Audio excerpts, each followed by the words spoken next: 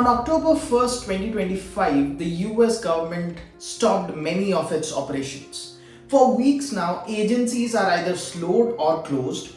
Hundreds and thousands of workers are either furloughed or working without pay. And this shutdown quickly became one of the longest in American history. But what does actually the government shutdown mean? How does it happen? And why should people in India care? Let's break this entire issue down and understand the shutdown in this episode of the Other Side.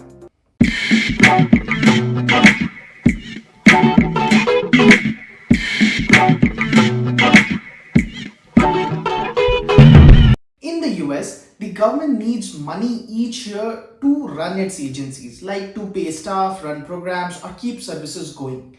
That money comes from Congress passing spending bills, or a short term fix is a continuing resolution. If by September 30, which is the end of fiscal year for US, the Congress hasn't passed that bill, the government stop running its operations. So a shutdown automatically happens. Think of the government budget as a set of monthly invoices. If the Congress does not approve the payments, multiple departments are told no money, pause work. Essential services like border security or emergency response usually keep running, but a lot of day-to-day services and staff are furloughed. Here's how the breakdown actually happens. Step 1. The House of Representatives introduces and passes a funding bill or a continuing resolution. Step 2. The Senate needs to pass it too. But in Senate there is a big rule. Even if there is a simple majority of 51 out of 100 votes, that is not enough. The Senate needs 60 votes to pass it and move it to the final passage. Step 3. The president needs to sign that bill to make it a law. If any of these three steps fail before the deadline, which is September 30 midnight or October 1st, funding runs out and a shutdown begins. For example, this time the Senate passed the funding bill by 55-45. That means that bill didn't pass through the Senate and hence the government shutdown happened. Here are some simple numbers to clearly understand how much is this shutdown actually going to cost the US government. Analysts say that the economy could be losing around $7 billion per week if the shutdown continues. A White House memo said it could be as high as $15 billion per week. Around 750,000 federal workers can be furloughed in this shutdown scenario.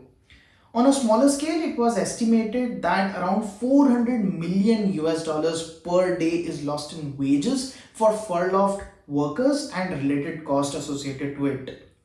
So simply put, in a week, the government is losing around 7 to 15 billion dollars, and it has already been 3 weeks. But why is this happening now and why is it not getting easily fixed? Because the House passed a bill and the Senate couldn't get enough votes to pass it. In order for the Senate to get enough votes of 60, they needed a bipartisan system, which means some Democrats and Republicans.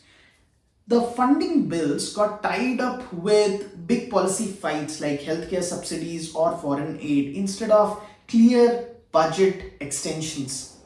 This made things harder and it became way faster off the track. Could the shutdown happen every year? Short answer, yes. This is not once in a lifetime thing. Government shutdown in US has happened many times before.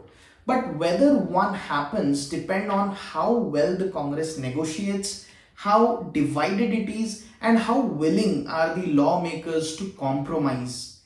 This year, the political conditions, tight Senate margin, big policy riders, and deadlines made the risk very high. But yes, a shutdown is always possible if the budget isn't passed by the deadline. But why does the Indian government does not shut down in case the budget is not passed? Because India has a vote of confidence logic, which means the annual budget or the appropriation bill is considered as confidence motion, which means if the budget is not passed, the Prime Minister and its Council of Ministers are expected to resign and fresh elections happen. Second, because of interim spending. Even before the full budget is passed, India has a constitutional mechanism called a vote on account, which allows the Indian government to withdraw funds from Consolidated Fund of India for a few months, which is usually about 2 to 4 months, to keep essential services running. Why should India care? First, because there could be visa and travel related delays, as the US consulates may stop or slow down working during the shutdown. It will affect Indian students, tech workers, and travelers. Second, trade or supply chain impact. US regulatory check like customs, imports may slow down. This could impact Indian businesses exporting to US. It may slow down or cost them heavy. Third, financial markets and currency. During this time, the US economy slows down and the data that gets published are delayed, which makes the global investors nervous. During these times, emerging markets like India can see rupee swing or stock market turbulence. And fourth, global confidence. The US is a major economy. If it slows down, that sends a signal to global business and trade that uncertainty is rising. What to watch and what can you do during this time? During this time, keep a close eye on first Senate votes. If it is getting that 60 number, then it is a good sign. Second, announcements from US Treasury or White House regarding cost estimates or any kind of warnings. Third, are US federal agencies saying we will shut down or we will pause? Fourth, if you are traveling to US, check consulates and embassies. If you run a business in US, check for shipment and logistics. If you invest in US markets, check for US data or dollar rupee moves. To wrap up, a government shutdown means the US government does not have approved funding to spend on its agencies by the deadline. That means big parts of the government either pause or slow down. Many workers are furloughed for a temporary period and economy takes a hit. This happens because of Congress plus Senate rule plus politics, and yes, it matters for India too. So guys, that's it for today. I hope you enjoyed the content. If you found value in this video, please do not forget to subscribe, because we are going to break down geopolitics and economics in a way that actually makes sense for all of us.